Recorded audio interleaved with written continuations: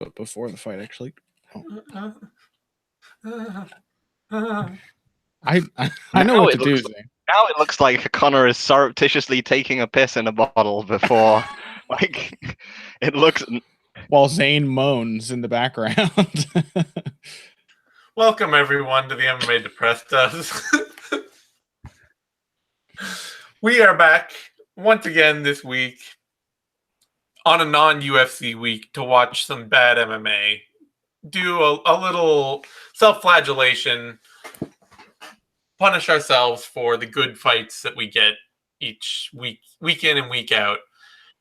And we're doing it because June, the last month, has been kind of a big retirement turnover month for the UFC. We're doing a special retirement episode of the MMA Depressed Us with our 3 most recent retirees all in one episode. We're going to do, I should preface this though, this was not the original plan. Originally, I was just going to do a Rashad Evans, Johny Hendricks special. And then we were going to open up the night, or the day, whatever. It's night for Phil, with Yair Rodriguez versus Alex Caceres as our good bad fight. A sloppy love note to spinning shit in the modern MMA era. However, it turns out that's not on Fight Pass. The whole event is just not there. No Lost idea. To the sands of time. Yeah. So we had to change things up a little, and then Connor remembered that Felipe Arantes just retired, so we're doing a retirement trifecta, and we're starting out the show with Felipe Arantes versus Josh Emmett, and then Johny Hendricks versus Neil Magny, and wrapping up with Rashad Evans versus Rampage Jackson. I'm pretty into these choices. Yeah, I think we may come to some new conclusions about these fights. But it's also possible that going into that last one, I'm going to feel like, oh, everyone's going to see Rampage versus Rashad is actually a good fight, and then I will actually be incredibly bored by it. Yeah, I kind of get that feeling. We'll see. We'll see. As always on the show, we will be watching all these on Fight Pass, just their regular, normal, standard Fight Pass version that comes up, complete version of the video. And I will count you into the video. 3, 2, 1, go. That way we can all start at the same time. And Connor will try to tell people when the first round is starting in case you are watching it on your own on some other secondary medium, not Fight Pass, or just not watching it at all. Either way, that way you can follow along with us. Pretty easy. We just start at the beginning of each video. All that good stuff. We'll be providing commentary throughout and probably getting more and more bored and sad and tired as the event goes on. That tends to be our goal always. We know we failed as a show if we all have a good time. I'm planning to nap through Hendricks versus Magny. I'm going to try and save my energy up for the disappointment. I hope you guys are cool with that. Okay, yeah.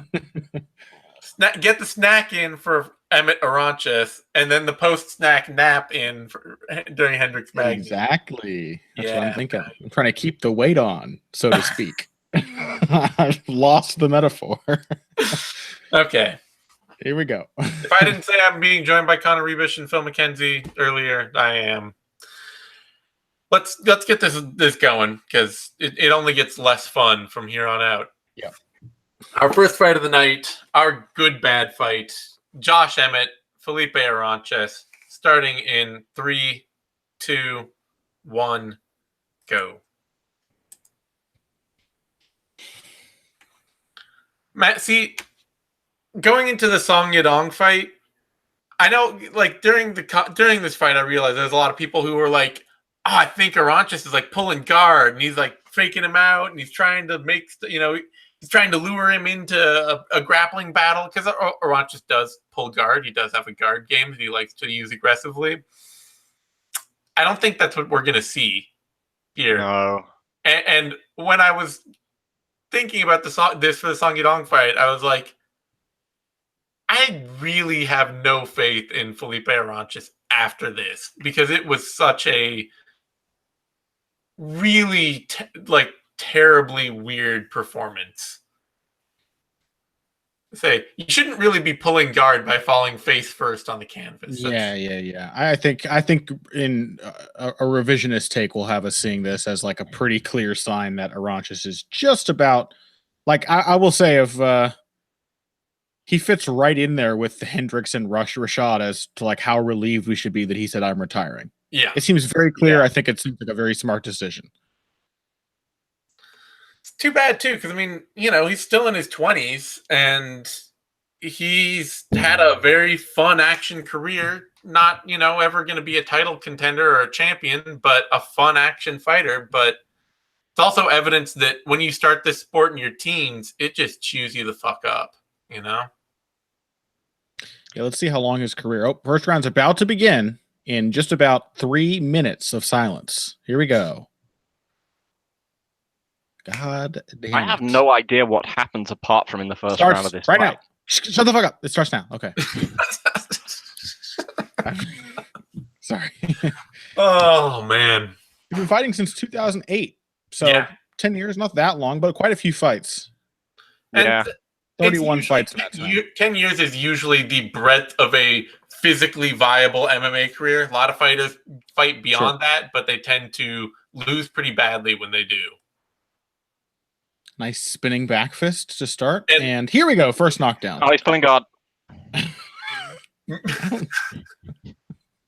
That's how you pull guard. You get punched in the side of the head and spin round and fall over. Yeah, you fall face first. Have you guys never seen MMA before? And then rotate to your guard. Don't you remember Brock Lesnar's famous guard pull against Cain Velasquez? Yeah.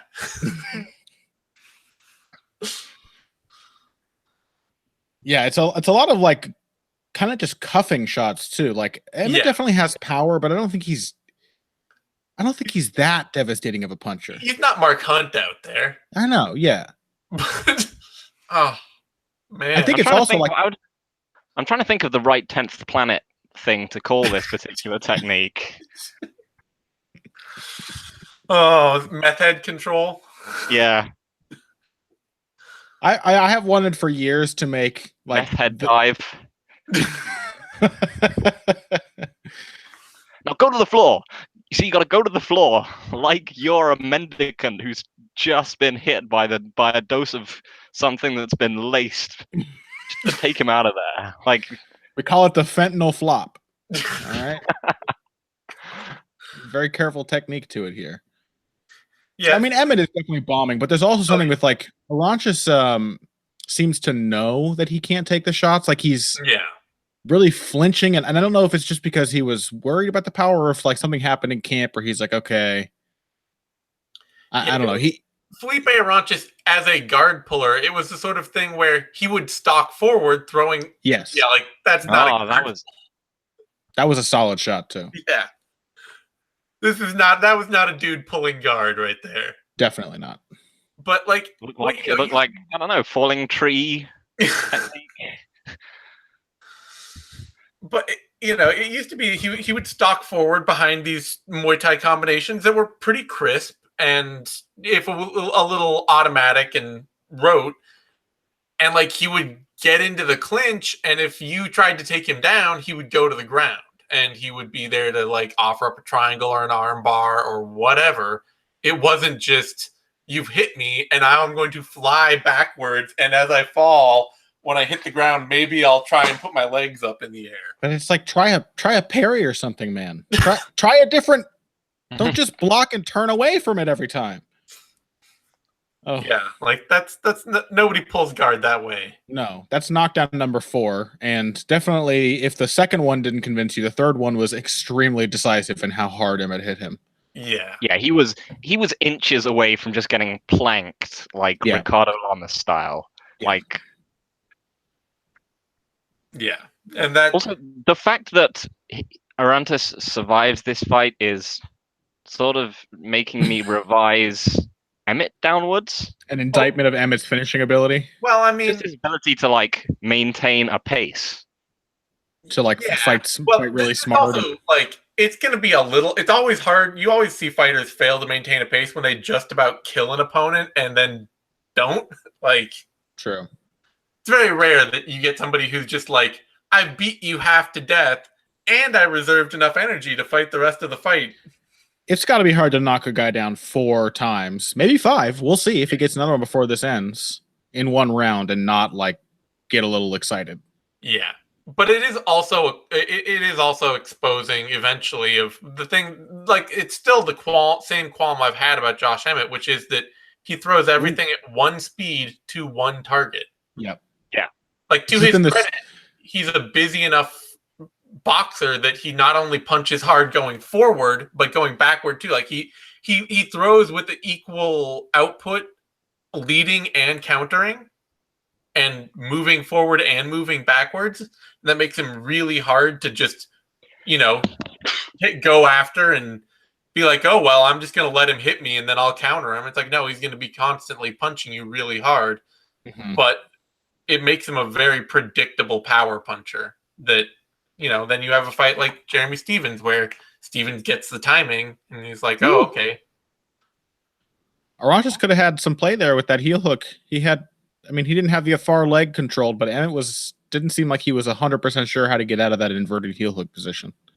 Yeah, well, Arantes is also going back to the cage, just shaking his head terribly. And like, what is going on here? You know what I mean? Like, it's not just how he's taking the punch, it's how he's like,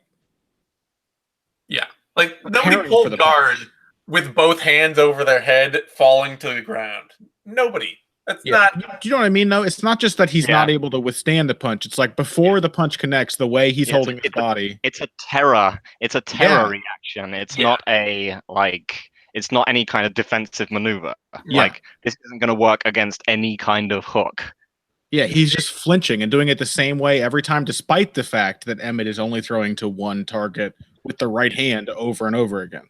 It's not. This isn't Fabricio Verdum fighting Overeem where he like gets hit and then he just like drops down and like throws himself theatrically back and like it's like, come on, chase me down. This is a man who is slightly surprised that he manages to get back up each time he does. Yeah. It's like, oh, he didn't finish me. Yeah. Yeah, that was. I couldn't watch that and then be like, oh, he's gonna fight this young teenager who's actually a really, really good, complicated kickboxer, and he's gonna make that work. It's not like the elbow that Song Yadong hit him with was like the cleanest, hardest shot in the world either. No, it was a hard shot, but it kind of just grazed his jaw, and that was enough. Yeah. Again, smart decision to retire, probably by Felipe. Yeah.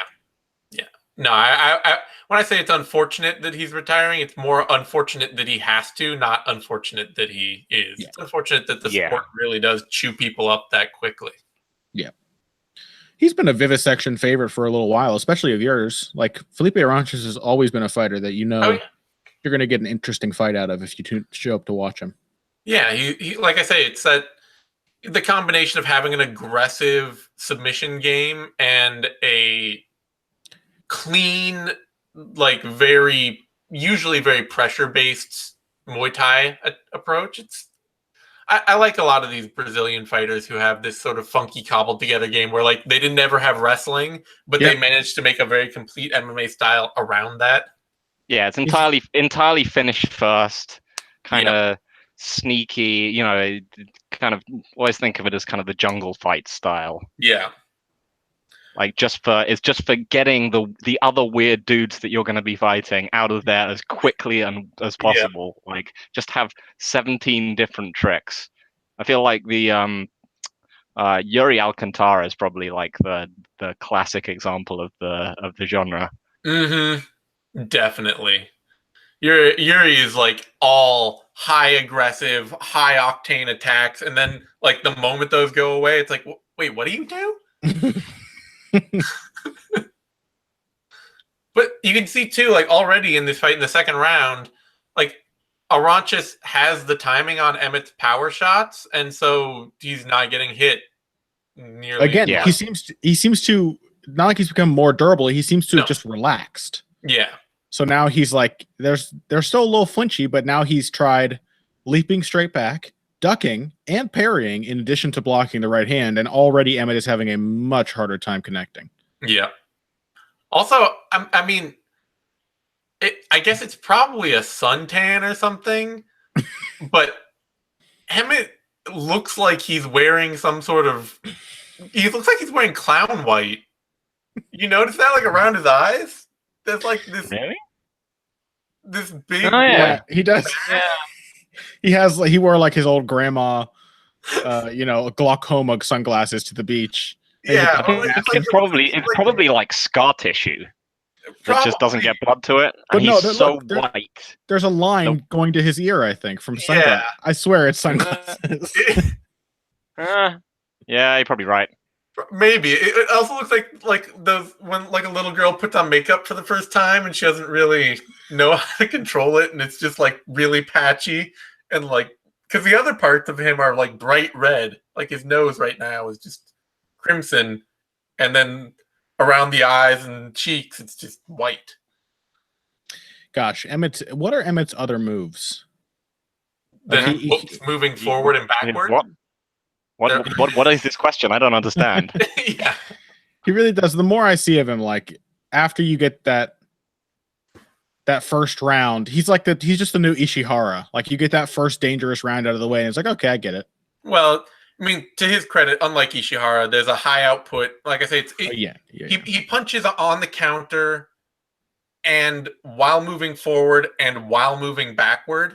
So at all times in the fight, he's an equally dangerous power puncher, which is, like that is a very specific hard skill it's a good skill to bring, but it really, like, that is what he does. Moving forward, moving backward, lots of power shots, all at the head, all one speed. I wonder if somebody took a completely boxing defensive approach to Emmett. How much would he like kick their legs? Like how much would he adapt what he does to that style? Like if you just had a really solid boxing defense against an overhand right and a left hook, how much would he be able to adjust? You're still asking weird questions, Connor. I mean, didn't we kind of saw like Des Green against Josh Emmett? Mm-hmm. And yeah, and that was sort of what happened, is that he just got super tired, just throwing left and right hooks, and then did the same thing and lost. Yeah, because Green, like his whole thing is that he just wants to counter, and he gives up tons of space to do it, where he'll just give up lots of real estate. So if you're a fighter who's good out in open space, you beat Des Green because he'll just constantly give you your range, constantly wait on your shots to land first. But if you're just going to come after him with the same couple of power shots over and over and over and over again, Des Green just picked him off.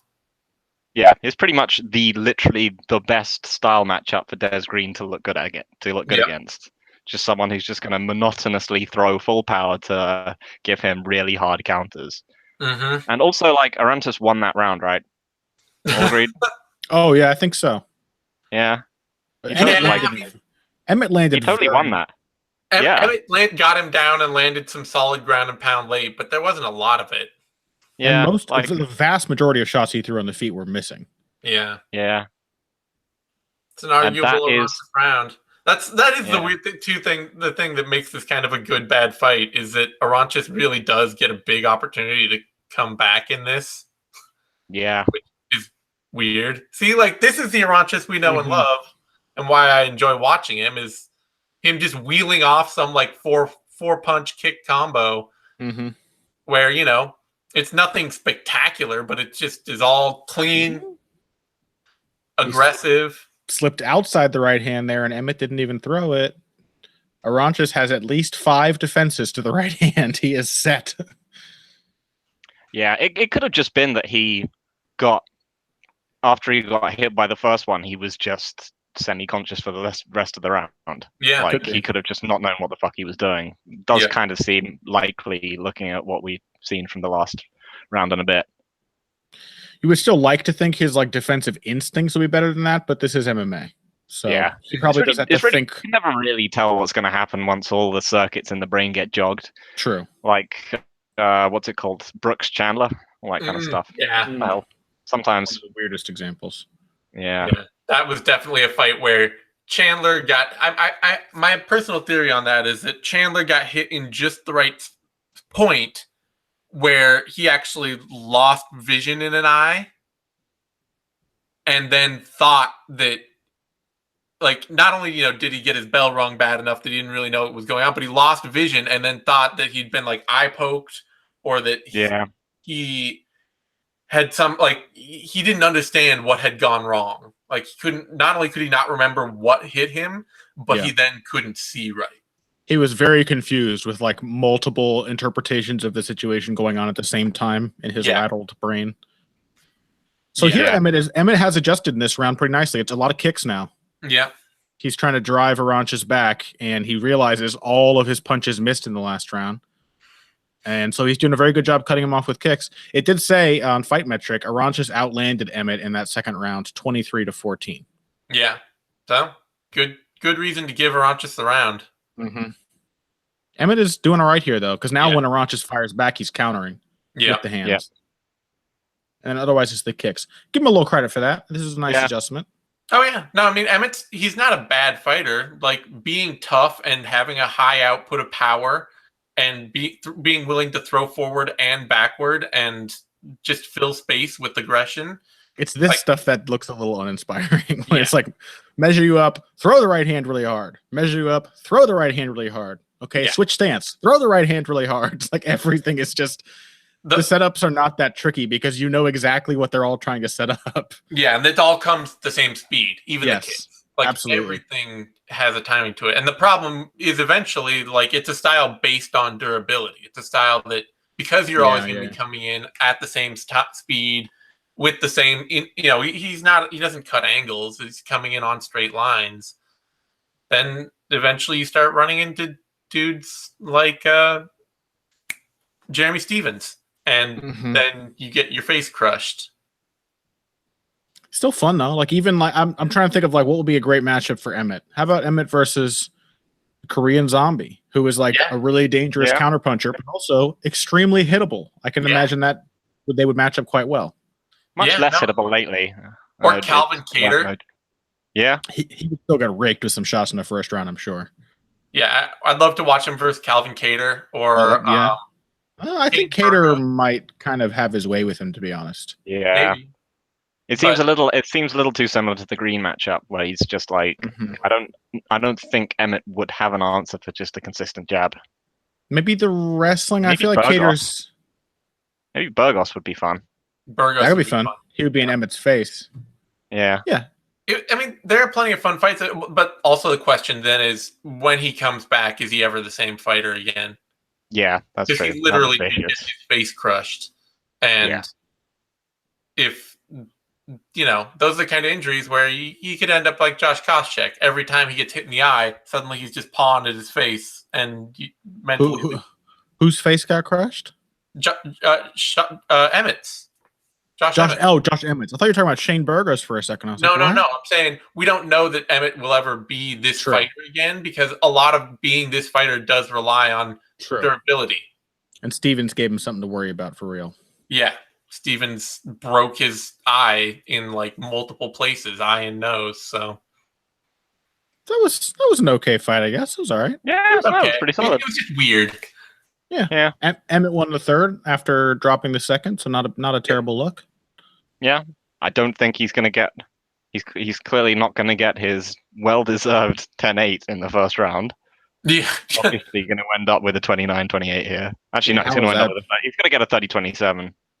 How is that possible? Now that I think about it, that is like it should be a 10-8. It should be a 10-7. Like, he wrecked him in that first round. I don't think what did Arantes? Let's see what Fight Metric says. In the first round, Arantes landed 6 strikes to 32 from Emmett with 4 knockdowns. Yeah, that is a 10-7 round right there. That is a 10-7 round by all definitions. I bet you he's going to get a 10. He's going to get a 10-9. Oh, he will. We all know it. We all know it, right? Is anyone listening? Well, I can spoil it. Hold on. Well, no, hold on. I'll hear. I'll hear. All right. I'll let him. A very stylish performance. Do you like how whenever I try to do John Gooden, it sounds like the guy from $1 Million Properties or $1 Million Homes or whatever? Here we are in the homes of the rich and famous. Make him sound posh. He is not posh. I know. I can't do a variety with British accents. I'll make him sound like a West Country farmer next. Hey! Ooh, hey! Fuck. 30-26, 30-26, and 30-25. Did someone give him a 10-7?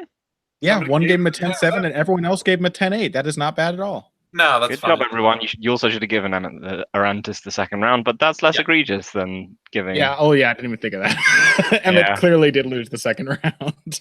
Yeah. Okay, so they fucked up. But yeah, Emmett does have a serious sunglasses tan going on there. That's definitely it. I want to think it's almost like goggles or something. That's what I'm saying. They're like these glaucoma glasses. That's not a normal... Yeah. He has some big-ass aviators on the beach or something. Like Ray-Ban. What do people in California? Is that a good look? Do you really want to look like? Yeah. Well, with the bald head, he's just gonna look like the Fly. He's gonna look like Beetle Man. Like, I like it. If he ski, he might ski all the time. Then I know people who are, especially being from Alaska. How do you get a tan skiing? That doesn't seem right. It just doesn't seem right. It shouldn't be sunny enough, Zane. All right, if it's cold, it shouldn't be sunny. All right, you guys over there on the West Coast do things wrong. It's high up. Also, the light reflects off the snow and it makes you tan like. It doesn't make any sense. Twice as much. This is complete fucking bullshit. We should move on from this. Okay. Oh my! Wait, it's my favorite. This this translator. He's like a tiny little boy. He's like Portuguese Ben Shapiro. I love him. Look at him. He's adorable. All right, he's gone. Okay, all right, we can move on now. I found it so weird about how there was that one event where all the fighters just kept talking about how feminism was ruining society.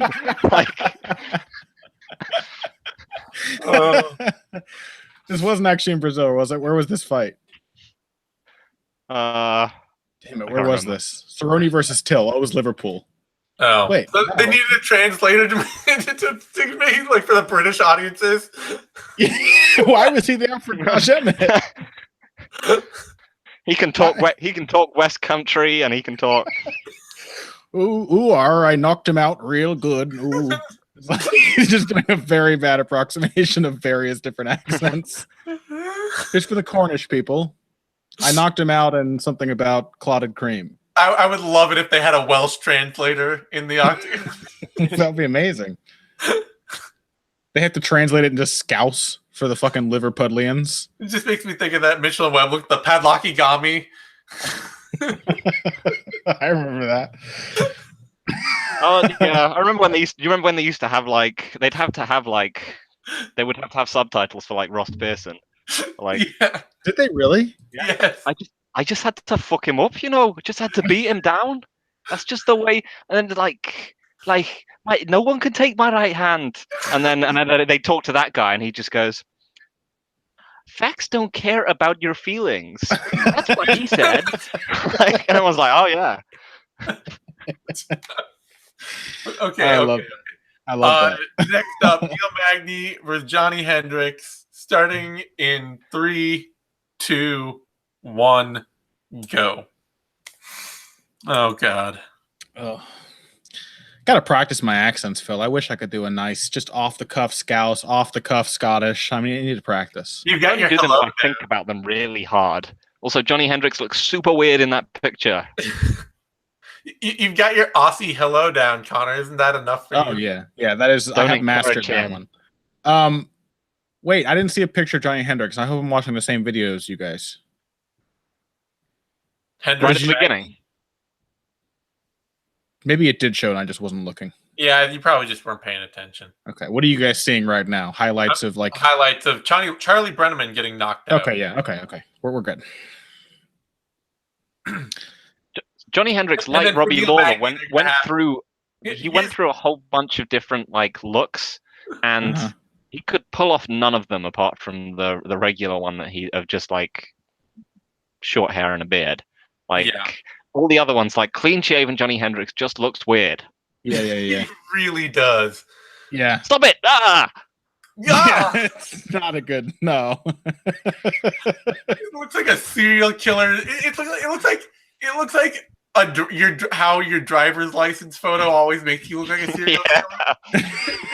That's like a serial killer standing for his driver's license that will make him look like way more of a serial killer even than that. Yeah, Johny Hendricks shaves his beard and becomes the passport of a murderer. Yeah, it's like Charles. You know that famous Charles Manson photograph? That was actually how Charles Manson looked posing for that photo. And the photo made him crazier. Yeah, because that's how those photos always end up. Like it always makes you look even crazier than you thought you were. Camera adds 10 inner demons. Yeah. Yeah, what other looks has Johny Hendricks been through? He also had that one with like, but he cut his hair really short for the Kelvin Gastelum fight, and it just sort of made him. It was just unfortunate. We got the late stage like horseshoe hair Johny Hendricks too, didn't we? Yeah, where he was starting to really bald and like let the sides grow out. Oh yeah, short hair and like stubble against Kelvin Gastelum makes him look like a math teacher you just fucking hate. Yeah, he looks perfectly fine with the beard and the slightly long hair. Yeah. He needs a beard, really, for his He really face. does. He really needs a beard. He really needs the beard. Oh, he's got a beard here. He looks much better. Partially, it's just because his ears are so huge. Yeah. Like, without the beard, the balance, it's really just like... His face is just kind of weirdly shaped, too. It looks like it's been carved out of a hot dog or something. Like, it's just very, very, like, from neck to temple is just like a straight line on the sides. So, like, without the beard, there's no variation.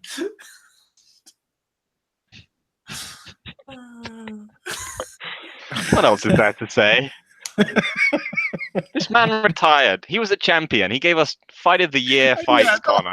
You just said his face looks like it was carved out of a hot dog. Don't remind me why we're watching these, okay? Because I gotta be a little mean to be funny. All right. I like Johny Hendricks, by the way. I'm never one of those people that hated him. No. I was disappointed that his prime fell apart so quickly. Yeah. It really was too bad that he's such a precarious fighter, it seemed like. Like, I think that's really what it ended up being, is that like a short-limbed kickboxer. Like it used to, because he came up as like this big one-shot power grinding wrestler. He always kind of sucked at wrestling and MMA. For whatever reason, like he just couldn't finish takedowns. Nobody was surprised when he tried to shoot, and then like he would just get tied up and get nothing done. Yeah, the biggest thing, he could take people down. It's just that he didn't have a lot of control, and or ground and pound. So it was just like, I wish I knew more about his style as a. Yeah, it's disconcerting. He looks like a sitcom character, and I don't know which one, but it's freaking me out. It's like he looks like an annoying neighbor or something on a sitcom, like the insane postman. Yeah. I think for Johny Hendricks, it was a real case of right time, right place for his career. Like, it was just before his body really started to fall apart from the whole lifetime of wrestling, and then, as Phil pointed out before we started, the whole career of taking shots in some pretty violent fights. And then like it was just at the end of GSP's late prime. Yeah. It was like right around the perfect time to get in there. And it was like he had such a brief little time at the top, and it seemed like he could have done so much, but it was like after the first fight where he really fell off, it became abundantly clear like he wasn't. I love the idea too. People recapture talk about like, oh, USADA got Hendricks, and that's what happened. It's like, actually, his career is probably a much better poster of somebody who wasn't using steroids. Otherwise, he probably would have stayed good for a lot longer. Yeah. You know? Who are these idiots who think that USADA is catching everyone who uses steroids? How dumb can you be? It's like saying, "Oh, the TSA is going to stop people sneaking things onto planes." Like, no, it won't. But even then, your career ending early. Okay, first round. Hold on. Shut up, Zane. Hold on. Stop. Quiet. First round. Started now. Okay. Okay. Go on. Like your career ending pretty quickly because you can't keep your health and your physical strength together. Like, that's not a sign that they caught you using drugs. It's a sign that you probably didn't use enough. You know? Look at all the Pride dudes who fought for like 20 years. You know? It's true. Like, I also feel that like Hendricks was one of those guys who does MMA because he's a competitor, not because he likes fighting. That does tend to seem true, yeah. And the problem with these guys is that like they can be very good, but they also tend to respond much worse to losses. If you're someone, that's why like the young veteran type tends to, one of the reasons why they have like long careers, apart from being like more defensively sound, is that they lose and they're just like, well, didn't lose that fight. That guy wasn't even fighting properly anyway. They never lose. Yeah. It's like I've always said, the Diaz mindset is like a perfect defense mechanism. It's like, I didn't lose. I just go on your whole career feeling like you've been robbed and you're a victim and you have something to fight against without ever having to feel like you were bested. Which is kind of brilliant. Which is also like you look at a lot of elite pro athletes in other sports, and that is the athlete mindset in other sports. Like, you look at like your top flight NBA, baseball, football players, all that, and they all have an infinite chip on their shoulder of like, everybody's always doubting me, man. They think that I can't do this. They're saying I can't get it done. I'm not going to be able to go out there and perform the way I used to. It's like, dude, you're a 10-time, you've won 10 World Series. Like, nobody thinks that you can't. Like, I saw a thing from Venus Williams, I think, the other day, which was where she said, a lot of people give excuses for, when they've lost in tennis, but there have been times when I've just been completely outplayed. There was this woman here, this woman here, this woman here, and this woman here, and in each one of those, there was just nothing I could do. Every other time it was me just beating myself, and you're like, oh yeah, that sounds pretty good on the surface, until you realize, like, you've said that there were 4 times where you got legitimately beaten and you have lost like 40 matches in like over your There's a special kind of delusion that you kind of have to function in these environments. I would say that saying it was me is probably an even better defense mechanism than saying I was robbed, it was the judges or whatever, because you're still like, it still drives you to do better. Yep. But without saying like, oh, somebody else is better than me. Connor, 9 times out of 10, I win this fight, and the other, I knock myself out. I will always remember I wasn't around people. It wasn't an important day, but when I saw that knockout on those prelims, when that crazy bastard slammed the back of his own head against the ground, one of my favorite moments ever. I'm sorry, Jared Brooks is already like one of the most fun fighters in the UFC just for that, because it's the fact that he reacted to the loss in such an inimitably Betch Correia way. Like, that's exactly how Betch Correia would have reacted to knocking herself out. Like, it's also, Jared Brooks is also kind of like a tiny Colby Covington.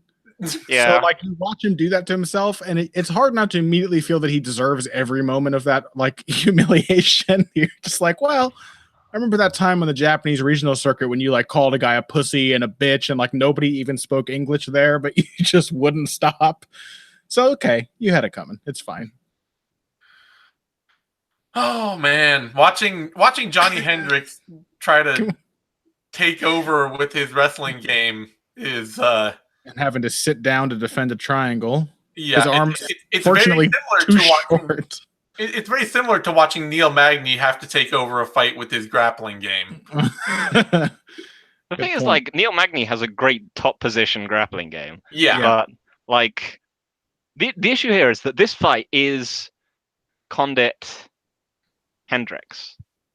Yeah. Without Hendricks being able to fight on the feet anymore. Without Condit's aggression giving Hendricks openings. Without Hendricks' explosive speed for the left hand. And it's just like a worse Condit Hendricks. Because people were like, a lot of people were like, oh yeah, Condit deserved to win that fight. He was doing the better work on the ground. And in the end, as far as I can recall, it was, I think I rewatched it and it was closer than I remembered. But the main thing is that Hendricks wasn't winning rounds because he was getting top control. Yeah. He was winning rounds because he was hitting Condit in the fucking face really hard. And then when he was in top position, he wasn't getting that same amount of damage coming back the other way. That was why I ended up giving him rounds. But like in this fight, he's not hitting Magny super hard in the feet. He's just taking him down and then just not being able to do anything. Yeah, just getting his tiny T-Rex arm stuck behind Magny's limbs, and that's kind of it. He was coming this close to getting chewed up at range before the takedown too. Like he wasn't getting a lot done at distance, and was blocking a lot, but was still absorbing a lot of impacts. Oh, here, thought I'd share this very, very special tweet with you. This very special video because it's amazing. All right.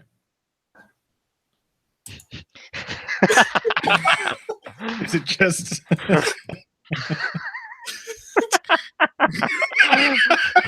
It's fucking incredible. Oh shit! No, I can't watch this all day. No. Let's get back to watching the fight. We're not supposed to be enjoying this. Bad Zane. You should have shown us this at the end. This is so much better than anything we've seen on this show today. But for people who don't know what we're laughing at, we're just watching a video of Jared Brooks slamming himself to death in reverse. So it's just his unconscious body levitating back to life. Oh my god. Okay. All right. Hendricks Magny is still going on. Yeah, Hendricks has Magny down again. Thank you for that, Zane. I had not seen that. Oh my god. It will go. I will always remember that moment. It's so outrageous. That is incredible. Sometimes backwards gifts are the best. Yeah. Man. Now on the same hand. Yeah. This is a bad fight. Yeah. This qualifies. This fits the criteria. I think there's at least two other MMA backwards gifts which I love. Which is the one of which is the guy who like he just throws up a ton after the fight and it's like blood. Oh, no. You posted this at me for some special occasion a few months ago. Yeah, it was great. And it's the fact that the guy's like won the fight and then he's obviously like had a cut in his mouth, so he swallowed tons of blood and he just throws it up. But in reverse, it just looks like he sucks up a ton of blood from the ground and then like smiles and taps his chest because he's like, good. Because he pukes right after getting his hand raised. So the reverse, he's so satisfied with himself. Oh god, boy, let's just recall GIFs we've seen instead of watching this. Yeah, sounds like a much better time. All right, Hendricks in a ride has. Why doesn't he have any top control? I don't know. I don't know. It just like I think what it is that he's not a very he doesn't ever seem to have evolved a very strong ground and pound game that really like targeted landing hard shots. It's like he doesn't know how to manage position and striking at the same time. Yeah, so he tries to strike when he hits the ground and he just gives up control to do it. Yeah. But Magny is a lot bigger than him though, isn't he? Yeah, well, he's still getting put on his back every single chance. Magny is a bad wrestler. Yes, he's a bad defensive wrestler. Defensive, yeah. He's actually a pretty good takedown artist when he has the right situations. Yeah. It kind of makes me sad about his fight with Carlos Condit, as though I wasn't already sad about that fight, though. What's that? Just like how prone Carlos Condit was to any and everything Neil Magny wanted to do to him. Yeah. But because it was a Neil Magny fight, it still was like he didn't do that much to Condit. It was like sad in every single metric. Yeah. It wasn't even like a satisfying destruction of an old great. No. Watching Carlos Condit become gun shy is really not fun. Yeah. Yeah. Yeah, that's the thing, is that like I think a lot of times I still think like Magny had some things which just made him a tough matchup for Condit, because he's in many ways his fundamental game is similar to Campman's, and Campman always gave Condit trouble, especially early, just because he was like straight punches, work at range, and I've got a really good clinch takedown game. But the thing is that like that the old Condit, if he'd come out losing 2 rounds to Magny, in the 3rd round, he just would have come out like a fucking berserker. Mm-hmm. And he might have still lost that fight. He might have given up takedowns. He might have, but he would have come out looking to kill Magny. Instead, he was just like, yeah, guess I'm just losing this one. He would have done what he did to. He would have done what he did to Campman in their 2nd fight. He would have yeah continually upped the pace, put more and more pressure, and just started like taking advantage of how Magny was reacting to all the shit he was showing him. Yep, but said he didn't. Also, check the GIF I posted. It is my third favorite reverse MMA GIF. Wait, what do I get to? Okay. Rampage Jackson rebuilding a door. That is amazing. I like how he leaps to put the top back on. That's tremendous. I'm going to think of more of these. I got to think of what's a prime opportunity for a reversal. God, that Jarrett Brooks one is so good, though. I'm going to go look at it again. Incredible. I'm going to go look at that one again. Oh. No, you're supposed to be watching this terrible fight with us. It's because the way they're moving on the ground, the guy who's upside down when they come back up is always not the one you expect. It's always because Brooks falls into such a suicidally bad position. Oh, okay. I got to stop again. It's just the fact it's the way they spin in the air. It's like fucking spaceships docking. I would love somebody make a GIF where they intercut that with the transition shot from 2001. Yeah, please. Jared Brooks rotating slowly through the air and smash cut to a space shuttle. Oh, I need to see that. Okay, all right. 3rd round of this fight. Johny Hendricks is trying stuff. It's not working. No. He just gave him a little head nod like, yeah, I'm losing this fight slowly. Yeah. Man, I think I may have picked Hendricks over Stephen Thompson at one point. Why would I ever do that? Oh, yeah, I did that. No, because he wasn't shot then. He wasn't visibly like, holy shit, he's... Yeah. Yeah, because the thing is like there is a difference. If this were a slightly younger, slightly fresher Hendricks, he would be exploding to cover this distance. At least in the 1st round, he would have been doing that. That's like the main difference between this and the Condit fight is like he didn't fight Condit all that differently. He didn't fill the space with lots of shots. That was before Hendricks even like before he put together that whole combo kickboxing game. Yeah, the GSP fight was like one of the first ones where he had a jab and a right hook. Condit, it was just the horsepower and the left hand. Yeah. Yep. So, yeah, one of the things about Hendricks is that he has that sort of saved him and then didn't, is that he had a tremendous poker face. Mm-hmm. Like when he was badly rocked. Eventually, you can kind of see it. He looks, he gets this kind of, because he gets a kind of, oh, I don't really care look on his face. Mm-hmm. Like, but there's a particular kind where he's actually been really fucked up. He does like a sort of like sniff and then a shrug. Mm-hmm. Like, he did that against Robbie Lawler when he got hit with that huge uppercut. Yeah. And the thing is, like, if you look back on his career, you're like, wow, that happened a lot. Yeah. Like, there were a lot of times where he got really bad. Like, TJ Grant really fucked him up. Yeah. Where you can tell that he really felt the shot that just caught him. Well, and I remember his fights with Koscheck and was it Pierce, I want to say?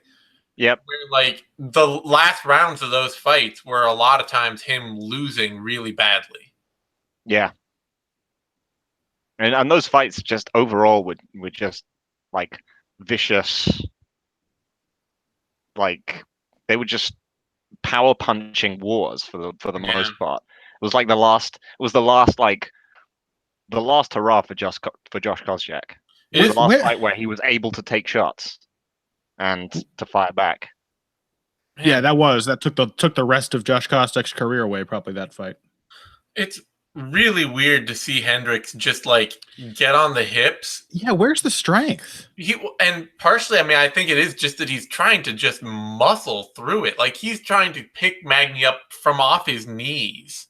Yeah, and Magny is a really tall, really heavy welterweight. Yeah. Like, leverage is not working for... Yeah. But... Like, it's the same thing like Johny... It's the same thing like John Jones was able to do to, like... Daniel Cormier, only John Jones is an actually good wrestler, is that he was just able to rest his upper body on top of Daniel Cormier. Yeah. Where he carries, most of his weight. I guess that's it, yeah. I'll never, like, the thing is, I'll never forget how shocked I was by the strength of Hendricks in the GSP fight. Mm-hmm. But I don't think has seemed, like, that is, I guess, for the people who are really excited about USADA, that is one of their strongest arguments, that, like, Hendricks' pure physical strength was real noticeable earlier in his career. And it was like, I don't know, maybe it's just because Lawler's a great athlete. Maybe it's just because Magny's huge, but it feels like it was notably absent afterwards. And it's also notable that, I mean, that was also the clear sign of, like, GSP is no longer GSP. True. Yeah. That fight. Like, even if you want to argue that he technically, even if you want to feel like he won it. That's true. And it's not like he was still getting completely out-muscled by Rick Story early in his career. So maybe it was just that GSP was really, like, past it more than it was that Hendricks was. Yeah. Because that is the one fight I remember where I'm like, man, Johnny Hendricks has an underhook from hell. Yeah. GSP is just getting muscled around by him. Yeah, I mean, he still did pick Magny up here and slam him. It's just that he's really just trying to pick him up and slam him. He's not, he's not going in and setting up a complicated shot. It's just, well, I got my arms around your waist. I'm just going to try to lift you off the mat. Yeah. Yeah. Like, he does feel like a fighter where, like, to be honest, I feel like a lot of it is just that Lawler kind of took his soul. Yeah. In the fifth round of that fight where he was just staring him down. And I think that, like, there was a part of him that was like, I'm going to keep doing this, but there was also a part of him which just, like, the competitive fire was gone. He just kept eating and fucking up his weight cuts and, like, coming in looking like shit. And that was clearly, like, damaging him at least as much as any kind of USADA type thing. It's just that he was clearly just fucking up his weight control, and he stopped working with Stephen Wright, and he started bouncing around. Yeah. Weird. He started, stopped working with Team Takedown, started bouncing around weird gyms, and then people are like, "Here's the one reason why he fell apart." Yeah. No. I mean, team. Yeah, it was a whole perfect storm of things, and Team Takedown, I'm pretty sure, fell apart probably because. Yep. Johnny Hendricks' star was falling, because he was kind of the reason that team existed. Yep. Yeah, I mean, I think too, like, it's probably even more because, like, people also were like, oh, he eats too much and he balloons up, and I know he had his steakhouse and he loved food and it's a fun joke and all that. His mediocre steakhouse. It was just bad, apparently. I mean, it wasn't even mediocre. It was just terrible. Like, he just got a bunch of, like, freeze-dried, prepackaged food. Some real Midwestern shit. And tried to, like, serve it in a strip mall, It was just, like... But I don't even think... Like, my guess is it's probably that a big part of it was that he was just trying to do... all the same, like, even watching his nutrition and even eating right and all that, he was just trying to do all the same like weight cut stuff that he'd done his whole career that worked for him when he was younger, and it started to stop working for him. His body started to start, not cutting weight like it used to. Mm-hmm. And then when he tried to fix it, he went like he got into some crazy shit. Like he got into the whole like nutrition, we don't cut weight, we manage it, where they basically would just like have you diet your way down and then try to cut the last 5 pounds after you've basically like, which is like Johny Hendricks in perfect shape would probably walk around at around 200 pounds. So like at like 190. So like you're not going to get him to diet down enough healthily that he's they tried to like get him to diet down, and he'd be like, suddenly it would be like, oh, you haven't been managing a weight cut and like doing, working this towards this for 2 weeks. You've been just trying to get skinnier, and then now you're going to try and lose 5 pounds of water weight in a day, and none of it will come off like it used to. And then people were like, oh, he's fat. And it's like, I doubt, like, I think it's honestly, he always used to just cut weight, college wrestler style, sweatsuits on a salt bath, whatever, not really watch his diet too carefully, whatever. That stopped working, and he just could not figure out how to fix it.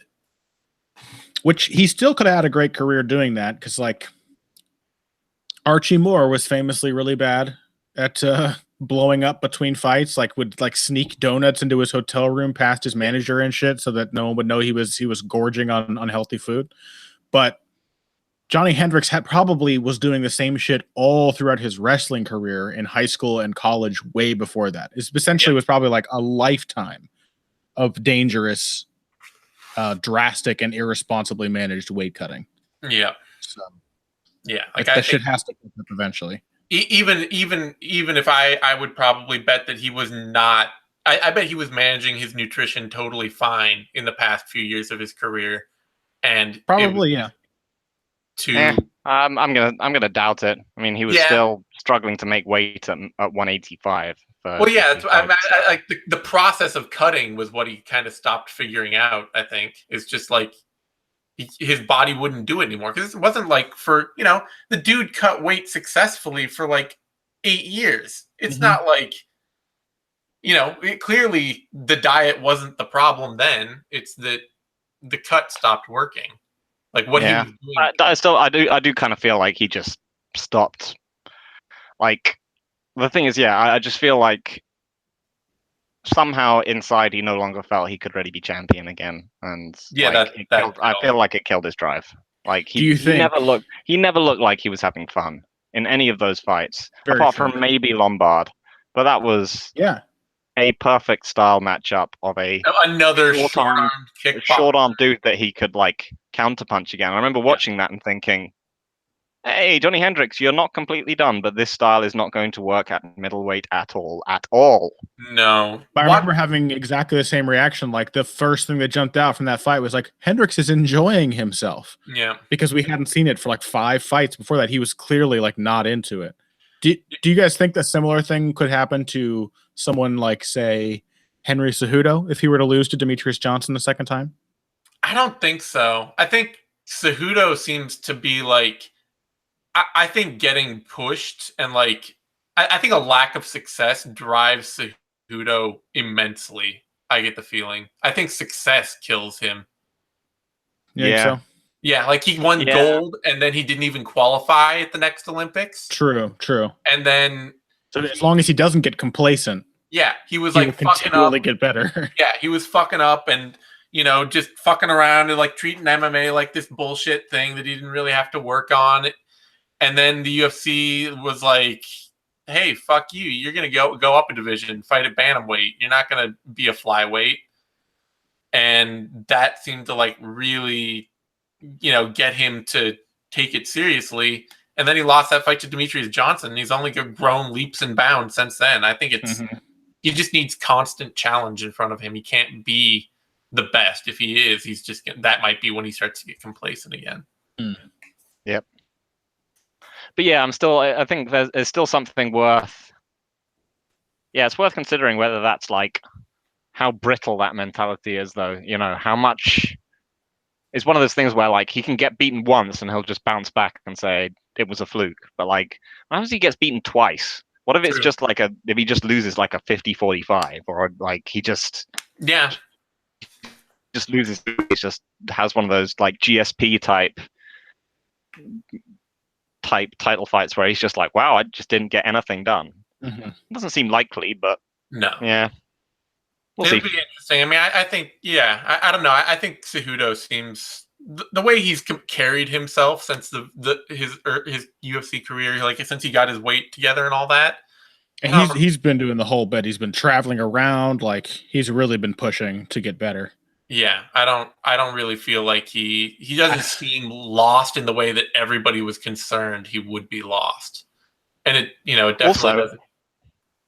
Oh, sorry. Also worth considering, if he does stay consistent, he will eventually beat and take over Demetrius Johnson simply because he's tons younger than him. Yeah. Cheating. Like age is a cheat code. Yep. All right, let's get on this Rashad Evans Rampage Jackson fight now. See if it's better than we remembered, or if Connor's just full of shit. It will have a good first round. Okay. Don't let it trick you. Starting in 3, 2, 1, go. My memory of this fight is that I'm expecting it to be fine, but we'll still, as with the first Woodley-Thompson fight, defend the live experience I had with this fight as being genuinely interesting for good reasons. This had a great build-up, man. Like some of the best moments. Oh yeah, in Rashad Evans' career, and to pit him as a foil against Rampage Jackson, I loved, because even like this was clearly a pairing that was made to make the vast majority of UFC fans like Rampage Jackson. And it had exactly the opposite effect for me. I have always disliked Rampage Jackson and always liked Rashad Evans. And I think that throughout their whole tough thing, Rashad consistently embarrassed and made Rampage look very dumb. Yep. Yeah, but it's sort of like the Jones-Cormier thing. Yeah. Where like, Jones can do everything wrong and just be a complete clown and an idiot, and everybody's still like, Jones has Cormier's number. Yeah. But Jones actually wins those fights, so that gives him a huge mental edge, especially because Cormier cannot take losing. He could take it, but it eats away at him. Yeah, I mean, I think like that. I think Cormier, like, I think he probably has the same kind of attitude Cejudo has about it, where like, as long as there's a goal out ahead of him, he's just like, fuck, I gotta do this. I look at Daniel Cormier and hear him talk, and I'm like, this man would lose 90 fights successively to John Jones and probably still want a 91st. Yeah. Like, he doesn't really seem to have changed his attitude towards Jones at all, that he's now lost to him twice. No. I think he's still like, I don't know. I feel like he's a bit more unsure because he genuinely doesn't. Because after the second fight, he was accepted. I think he was like, well, there can't be a rivalry. He's just beaten me. Yeah. Like now he's like, I don't know whether he seems he hasn't quite figured out whether he thinks that Jones beat him or the roids did.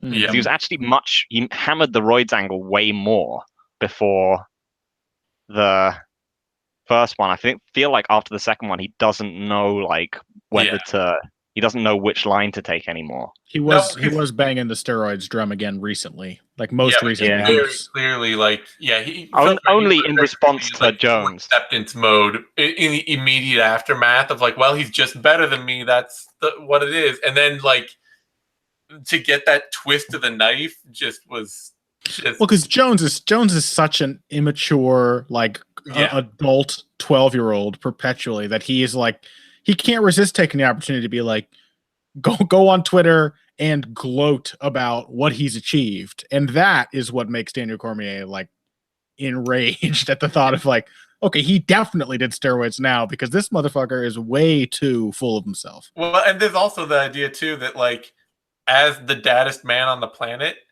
he cannot help but feel like he has to teach lessons to an adult child. Yes. Like, this is a child acting up. I have always seen all of their like pre-fight build-up interactions. It is like a dad being called out by some punk 14-year-old in a public park. Yeah. Over and over and over again. It must be infuriating for Cormier. His basic, like his biggest like insult is basically a remonstration. Is basically, a remonstration. He's basically just like, get your shit together, John Jones. That's it. Like it's not like you're a fucking loser. Like it's like, tuck your shirt in, young man. Yeah. Like it's a like, pull yourself up by your bootstraps. Like this isn't. But Jones doesn't want any of the advice, and it only further infuriates Daniel Cormier. Yeah. Also, we're not talking about the right fight. No. We've got the build up here. Let's remember a time when like second tier UFC draws were bringing out like, what was this, an 800,000 buy pay-per-view? Yeah. When Tough could generate 800,000 pay-per-view buys as a build-up machine. Yeah. Yep. Man, Rashad, like I always have a soft spot for Rampage, mostly just because he is the like platonic ideal of what a cartoon MMA fighter who fights in Japan looks like. Like, he's absolutely the ideal of an anime MMA character. He's definitely Japan's idea of what American black people are like. That's for sure. Well, that too. If Rampage only came out with like a blaxploitation era and afro and use the word jive a little bit more, he would really satisfy the Japanese craving. Well, that was the ninja era Rampage when he got Christ. Oh. So many great phases. Rampage really was like the first John Jones in like how completely absurd his inability to manage his personal life was. Can I also just shout out Rashad's unbelievably horrible tap out shirt? That is awesome. It is really terrible. That is fucking great. Like the slightly German army looking cross, the blood everywhere. Ooh, this is what I think of when I think of Sugar Rashad Evans. Wings too, for no reason. Like, Rashad is too cool for that shirt, right? We can all agree. Rashad belongs in like a suit, in my mind. That is like the red. His name on the back is the worst part. It's in like red lightning. It looks like a really bad. Well, did you see like the front of the shirt too? It's got like this these sticks that are like lashed together, and I think there might be like a skull in the middle or something. Yeah, like some sort of weird occult ritual. All the stuff that Rashad Evans identifies with. Yeah, when I think Rashad Evans, I think like witchery. That's one of the things I like about this era of MMA is that you just get a lot of there's a lot of different personalities in the sport, and then this kind of new metal shitty ass aesthetic just kind of runs up and just chucks a bucket of paint on them and goes, there you go, look at that. Don't you look cool now? Walk into this Linkin Park. And nobody loves Linkin Park more than Damian Maya. Yeah, it's just great. It's just like, wow, this doesn't fit this person at all. You morons. It does. This era does work perfectly with the fake music they insert for the Fight Pass videos, though. If you all unmute for a moment, you'll hear the worst nu metal you've ever heard. Oh, it just faded out. Oh. It's like it's exactly the type of music Rashad Evans loves to walk out to. Excellent. Oh, let's hear what Quentin comes out to. I got to hear this bullshit. More awesome, shitty new metal. You can always hear a snippet of what song they chose, especially if it has like a spoken intro. I'd be surprised if they had to cover up Quentin's music, because he always he had his own intro track. More like really kind of Nazi looking like t-shirts. Like, I'm not alone here, right? These are all fucking no. It's the gold eagle with the crosses on it. Yeah, it's the Albanian eagle. Rampage is Albanian nationalism. Yeah, of course. Yeah, it does actually sound like it's just his music.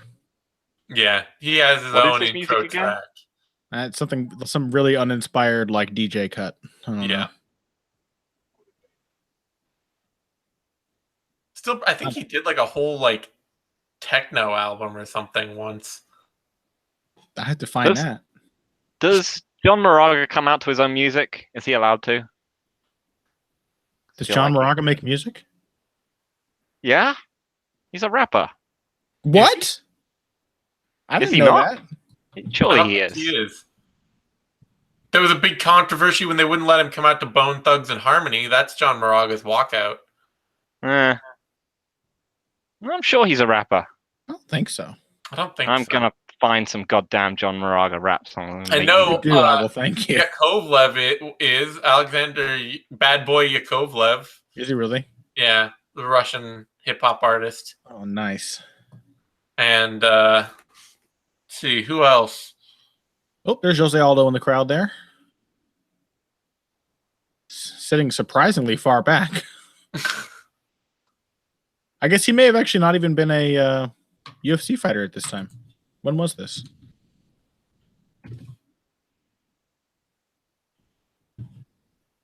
I'm letting you do the research on this. Yeah, his first UFC event was 129. This was UFC 114. Wow. So he was actually just WEC champ. That's why he didn't get a super good spot. Also, probably because they probably would have only ever given him a good spot resentfully throughout his career. All right. So I'm going to hold off on it for now, but afterwards I'm going to hit you up with the John Moraga song that he raps on, and I can't remember much about it, but I will say that I remember it being much better than Smoke Serpent or whatever that Eddie Bravo track is. Like, what about that? You have like the Gracie one too, isn't there? Or G and a Gee. G and a Gee. Yeah. G and a Gee. That's the one. Yeah. Sorry. Yeah. You feel like 1,000 tons of broccoli on top of somebody. That was one of the lines from that song. I'm not just making that up. Like 1,000 tons of broccoli on you. I can't indeed it. You know you've made a terrible mistake metaphorically when it's impossible to picture the actual thing you're saying as a metaphor. Yeah. Like I can't visualize the 1,000 tons of broccoli on somebody in my mind at all.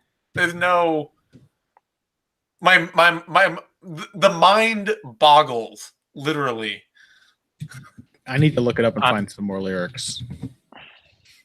It's a good use of the time for this fight. Yeah. Hey, the first round is good. So the first round it's Lawler Woodley, right? It can't be that bad because Rampage gets hurt early and then he manages to hurt Rashad in the third, like so many of Rashad's fights.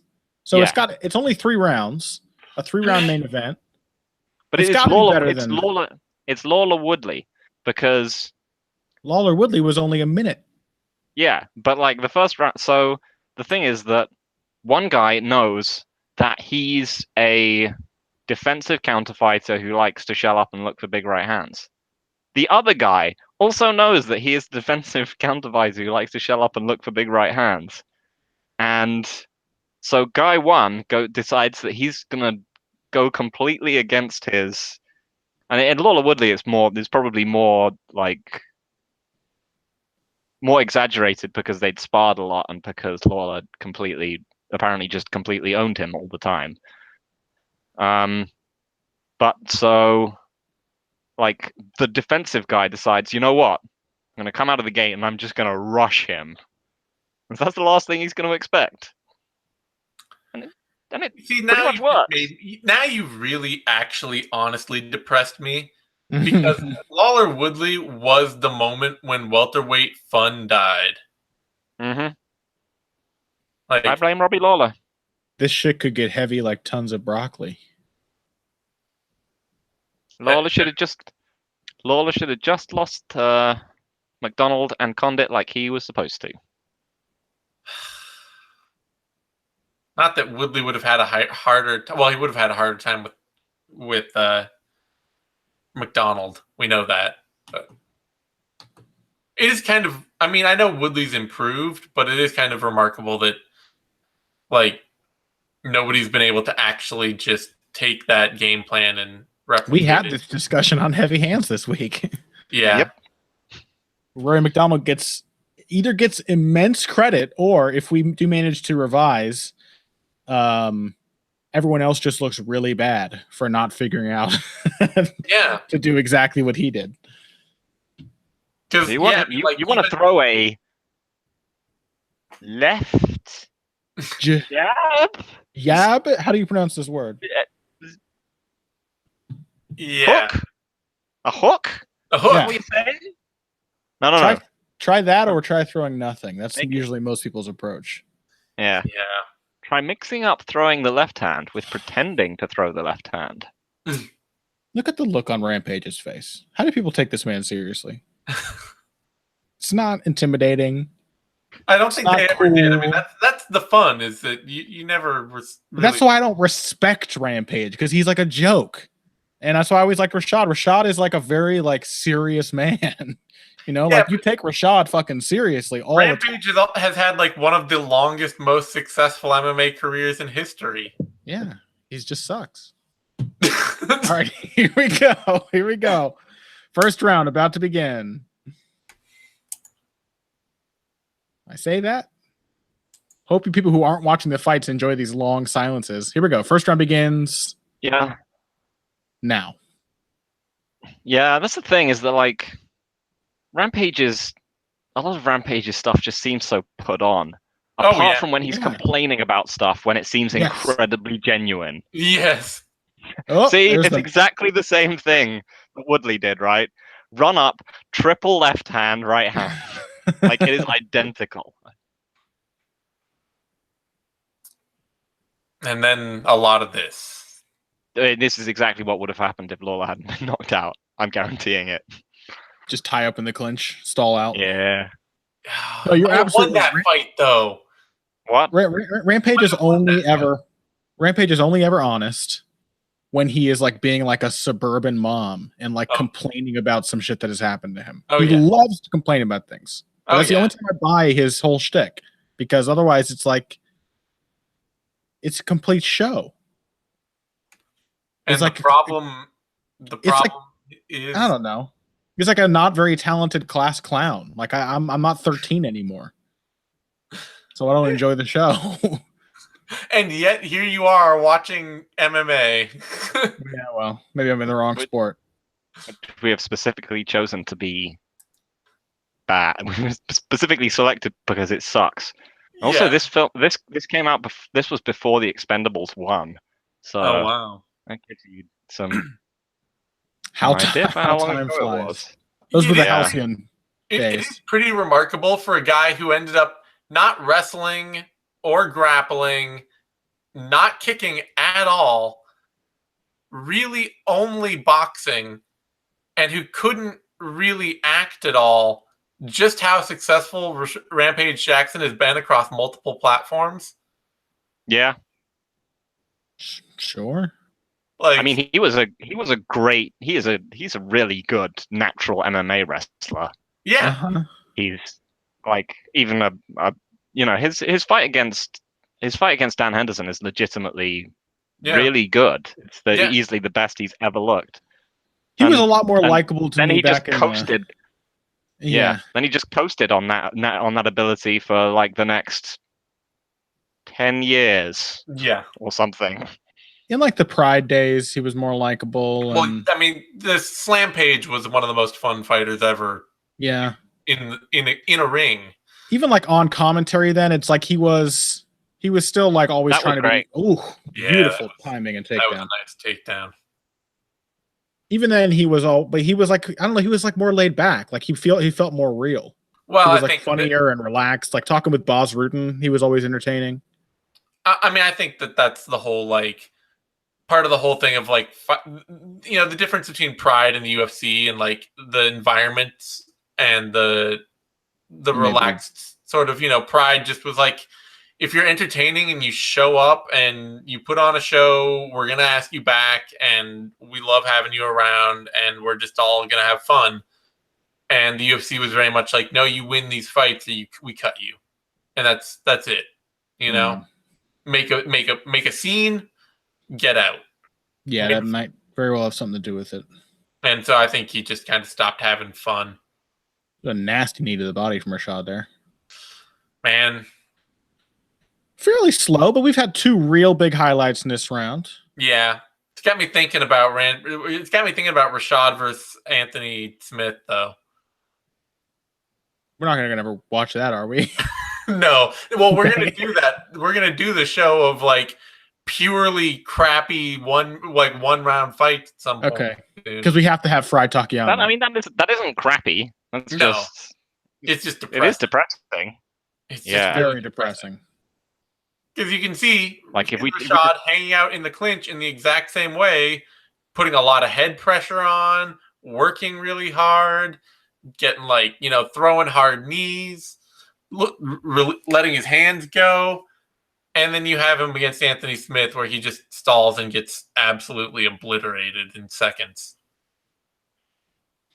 I don't know if it was just because of Rashad's activity, but so far in this round, Rampage has done very little defensively, like to get out of the clinch, or he seems pretty passive. I don't know if he's trying to conserve his energy or what. Well, Rampage has always been like that kind of like, oh, whatever, this doesn't do anything to me. I don't have to, I'll just wait. Yeah. For, give me the opportunity I need to do stuff like that. Woo. Yeah. Rashad was really trying to look a lot slicker than he was actually being there, getting away from those shots. A classic Rashad thing to do is the master of I'm going to move a ton and bounce around, and then the moment I'm about to get hit or need to punch you, I'm just going to stand there. That takedown was so nice. That's a beautiful the fact that he throws 2 shots, steps to the side, and then runs him completely into like that side control double leg. It's the angle that before the actual shot that really makes it look so pretty. Yeah. He completely blindsides him. No, Rashad had some nice wrinkles to his game. Trevor Whitman in Rashad's corner. Yeah, there was a kind of there was a lot of interplay between Grudge and Jackson's back in the day. For some reason. So like Schaub, Marquardt, Carwin, they all went back and forth. Maybe not Schaub. Marquardt and Carwin though. Don't say Schaub too many times. Yeah. Like Beetlejuice. Just gonna call the Candyman. Just gonna appear and say, "My sources tell me." Okay, I'm glad you've been keeping up as well. Actually, I'm pretty sure Conor McGregor is going to win by knockout. I don't know. Oh, man. Real messy boxing here to open the second round. Yeah. Yeah, this is basically going to be the round where nothing's going to happen, I think. Yeah, pretty much. As I remember, nothing happens here. We had the 2 big moments in the first round, and then in the third round, Rampage clips Rashad. And so there's some excitement there. Man, did that happen? You are right. Did that happen in every Rashad fight around this era? Thiago Silva win. Yeah. Like I say, it's that whole thing of he moves a lot until either he's about to get hit or he's about to throw a punch, and then suddenly he doesn't move at all. Yeah. It's a lot of the attitude of like a slick boxer without the the thought process. Yeah. I mean, Rampage is a much more natural fighter than Rashad, but Rashad is just a much smarter and more hardworking Rashad's person. Smarter.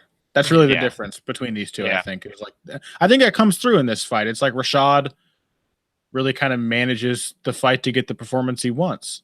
Mm-hmm. Yeah. It's a very Greg Jackson-y kind of fight, isn't it? Like, there are very specific places in which you have the edge, and you're not going to play around in places where you don't have an edge. Yeah. No, it's true. Rashad is like Rampage is a tough style matchup for Rashad. I mean, particularly, the thing is that like Rampage has had many different levels of giving a shit in his career, and then he will drop down to one and then plateau, and then drop down to one and plateau, and here he was still pretty high up. He was still like, he was still like, I really think I can be the best in the world, like, because this was before he fought John Jones, right? Because I feel like after that was when. He was really mad about just like kicks. And like that just fucked with his head for a long time. And it was the fact that like there was none of there couldn't really be much of that. Oh yeah, he didn't actually beat me. Like he might, he just laid on me like because he just got shit kicked. I mean, it wasn't even like a high pace.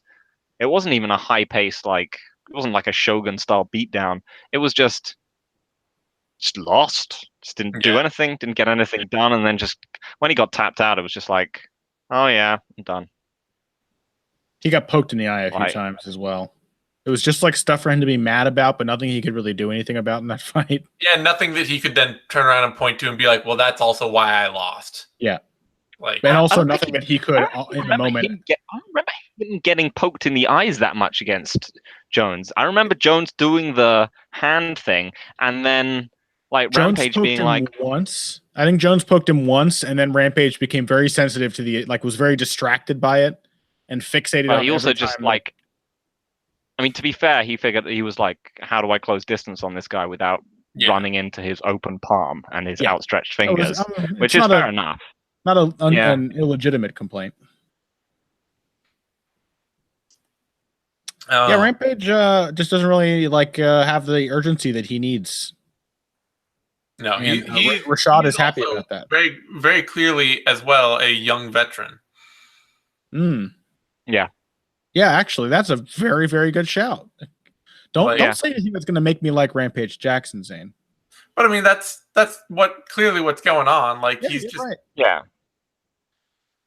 he's a controlled, sound, long-time fighter who's sparred a lot and done a lot of work, and he knows what kind of fight is fighting to him, and that's and who's having a better career long after their prime is ended, Rampage or Rashad? It's definitely Rampage. It's clearly Rampage.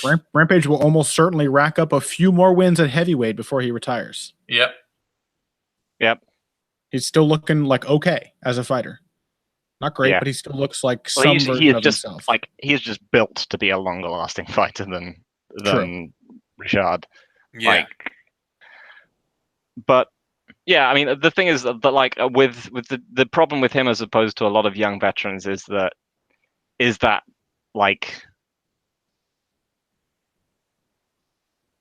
he gets so bitter about not getting the fight that he wants, and that's often the difference. Is that like with the eye a lot really of young veterans get better over time, and Rampage got worse. Yeah, like I said, he had baselines he never dropped below. Although he's steadily, he'll drop below plateau and so on. But like, it was the fact that like this Rampage is already worse than the one that beat Dan Henderson. And then he will drop down after he loses to Jones. He will drop down to another plateau, which will end up with him getting. Who did he lose to when he looked atrocious? Was it Hamill? Yeah, it was Hamill. Yeah. Like, and I'll look. Well, part of it is I think unlike a lot of young veterans who just live and breathe and really can't imagine a life outside of fighting, Rampage seems to hate it. He really doesn't seem to like it at all. I think it actually was it. It would have had to be Bader or Glover.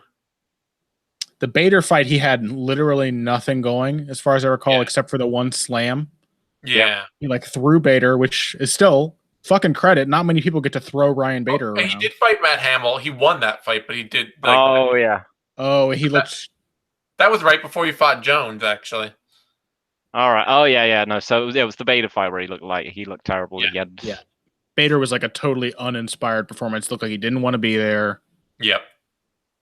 That was You're kind of right. It's like his career has just been kind of winnowing his game down out of frustration and spite. Yep. Yeah.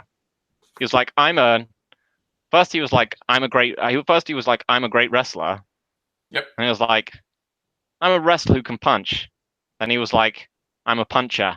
And he was like, oh, there's the big shot. Yeah.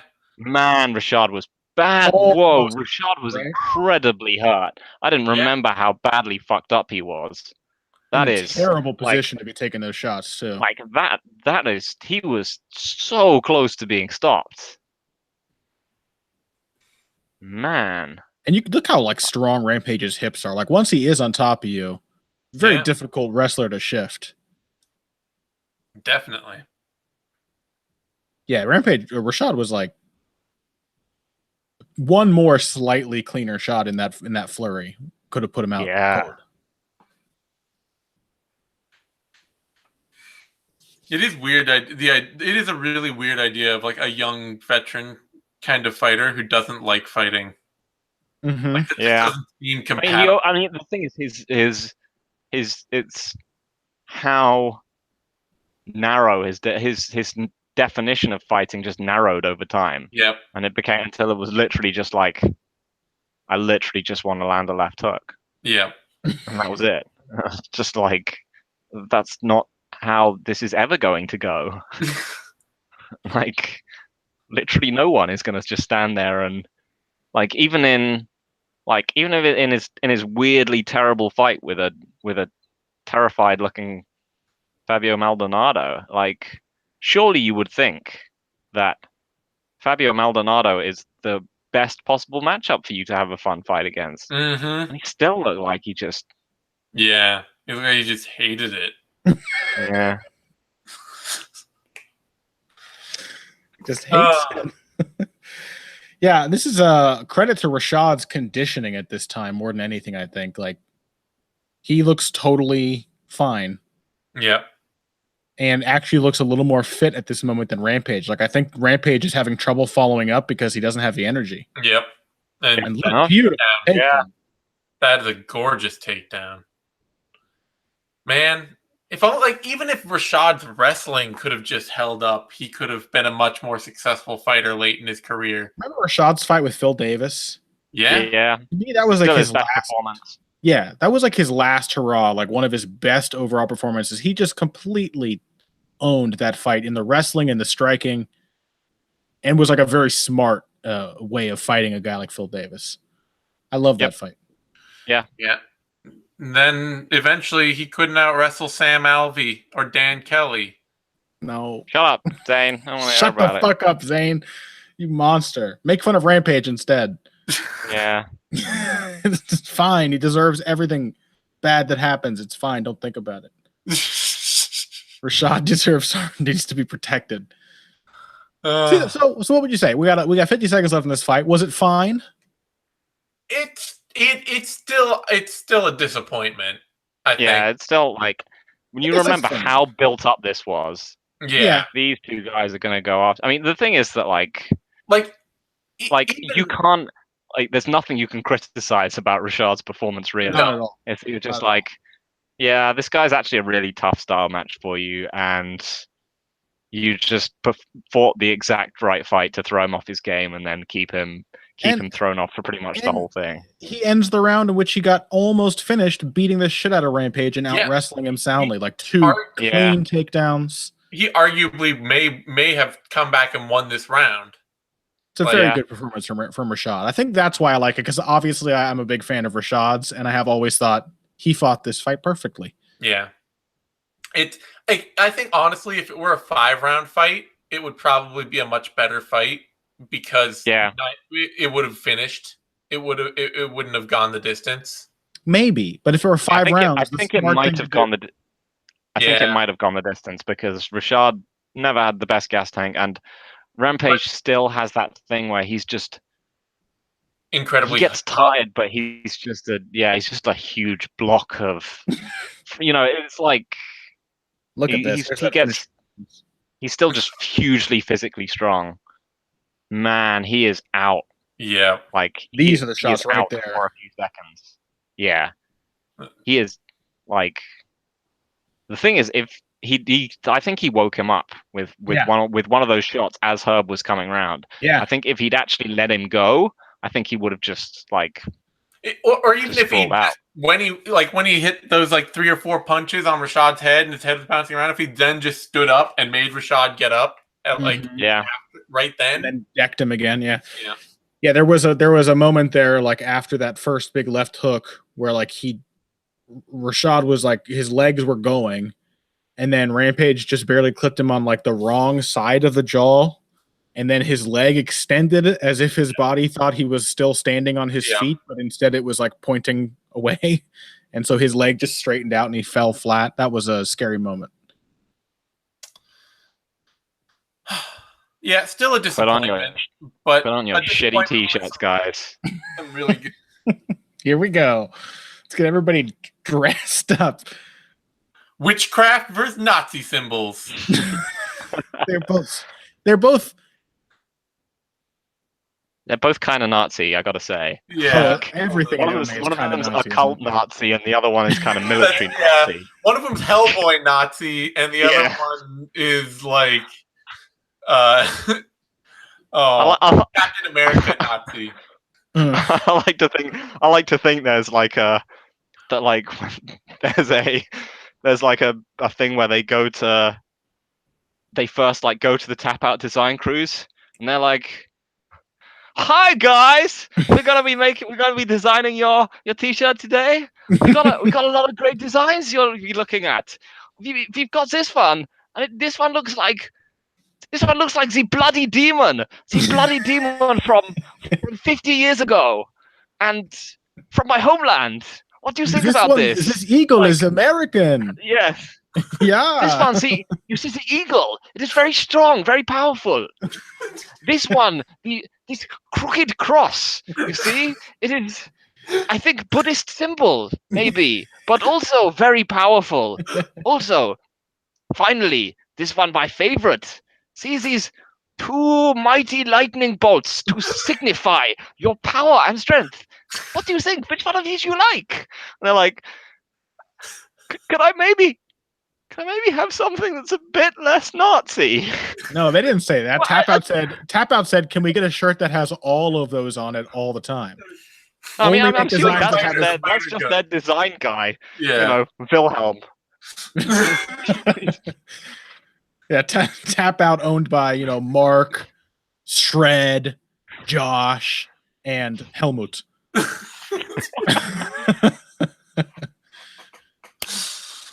When you guys are playing Wolfenstein, do you ever find yourself thinking, maybe I am the bad guy? Okay, I gotta hear what Rampage has to say.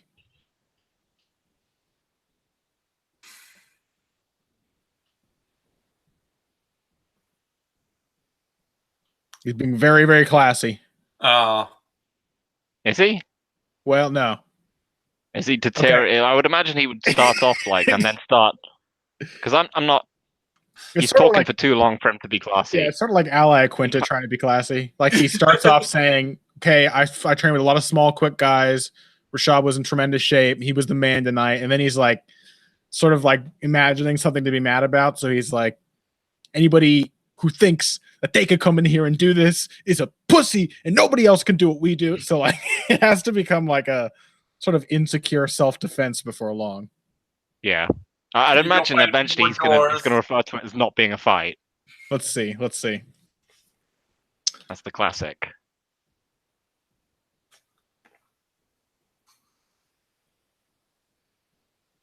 I don't know why I'm still muted. I'm just relying on you to translate for some fucking reason. No, it's more fun if Connor has to telephone it to us, honestly.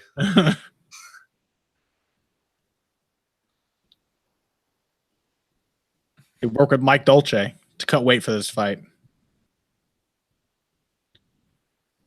He's been pretty straightforward. He said he put all his eggs in the basket when he hurt Rashad, but also he didn't do a lot before that or after it, did he? All right. I think on that note, we can wrap this up. No, he wants a rematch. Wait, we should. There's still time. Is Rashad actually officially retired? We can still do that, right? That's right. He can come back to Jesus Bellator. Christ. Go to Bellator. I need to see that. No. Oh, I don't want to watch Rampage knock out Rashad. I don't want to see either Musasi or Ryan Bader potentially knock out Lyoto Machida. That sounds I know. incredibly depressing. Yeah. Yeah. I kind of hate Bellator now. It's just like a place where all my favorite fighters go to die and just be humiliated. I don't like it. At least we'll get Musasi Rory, but yeah, that's good. I'm not sure if Rory's going to win that fight. I don't know. I don't know Yeah. how much time Rory has left. Yeah. It's that whole "my nose never stops breaking" thing. Yeah, and he got wrecked in the Douglas Lima fight. He did. Yeah. So we'll see. All right. Anyway, On that note, that's a suitable point to close the show. successfully depressed. Yeah. You can find me on Twitter at @TheZaneSimon. You can find Connor on Twitter at BoxingBush, BUSCH. You can find Phil on Twitter at EvilGregJackson. You can find all three of us over at BloodyElbow.com, week in, week out, day in, day out, writing, whatever. And we will be back next week with a doubleheader vivisection. I need to talk to Dan Tom, see if we can maybe get him on there, do like a 3-person show for the fuck of it. You guys have to break down the card before 226. Yeah, we're gonna break down Tough 27 and 226. We're gonna, that's the way it is. I don't want to. We don't have to. Like who's gonna make us? We've been all getting ready for like this fine three-course meal that is finally we're getting with UFC 226, and then all of you guys are just going to be doing the equivalent of eating a giant plate of Brussels sprouts beforehand. Hey, I like Brussels sprouts. This is much worse than Brussels sprouts. This all is right. This is Brad Tavares Israel Adesanya. Before we get too far into the food-related metaphors, give us a like on YouTube and subscribe to our YouTube channel, MMANation.com, DOTCOM, all spelled out. That's where you find all the latest Bloody Elbow shows, videos, analysis, all that stuff we do week in, week out. We'll be back, as I say, next week with the vivisection. We'll have heavy hands. Final Pat Wyman heavy hands, right? Mm-hmm. Pat Wyman's last episode. And If I Did It and all that other good stuff we do. So tune in for all that. We'll be back at you soon. Thanks everyone for tuning in. It's boiled carrots.